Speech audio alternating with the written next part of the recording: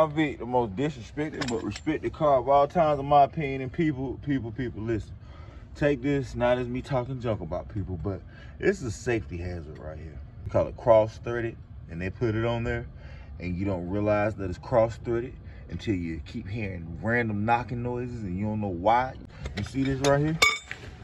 You see that right there? That comes from loose lug nuts. You see how that indentation is all the way up here? And you see that right there? You see, that comes from loose lug nuts.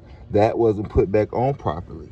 See how this is over here and that's over there? So when you stop, you hear and you don't know what it is. You think it's your ball joints. You think it's all kind of loose stuff, but no, it's your tire that's loose. Let me show you another example. You see how those are seated properly on there?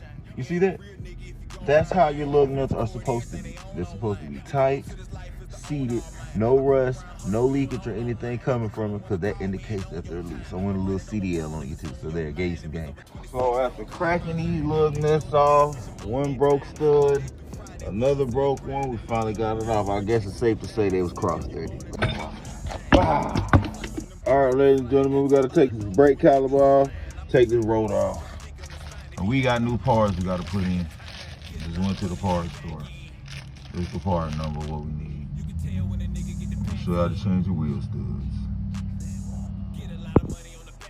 All right, we have removed our rotor. We have removed our brake caliper and brake pads off of there. Now we're down to the problem actually in hand right here. What we're gonna do is take our trusty 5-pound hammer that we always love, and we're gonna put it right there, and we're gonna think somebody won't like them. Out of there. All right. As y'all see, we have to jack up the other side of the car to get the wheel off the ground. Don't gotta be a lot, but we gotta get that wheel off that ground. We gotta spin the tire. Boom. Make sure you chopping your tires up and drink water. All right, to get these studs out, you gotta take this ABS sensor out. That traction ABS sensor, that go right here. Boom. That thing that go right there in between there and wiggle it, it go fully in there, but I'm just ain't doing it. You gotta take that out right now. That's a 10mm.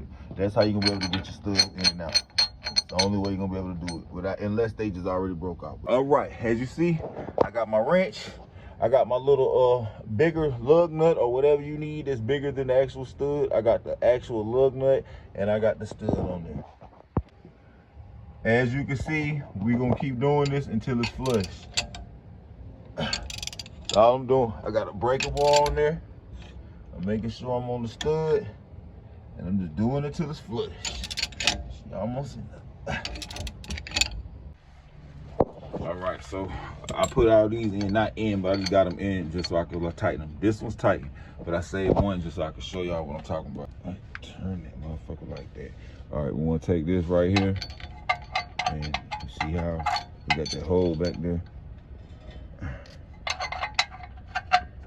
We want to try to wiggle it. There we go. You see how it slid in there like that? Now you just slide it around. Boom. And that's how you get it in there. All of them are seated. You can look in the back. All of them are seated back there. And the ones that's probably just like a slightly up off of there, when you put the tire on, that'll pull the rest of it through.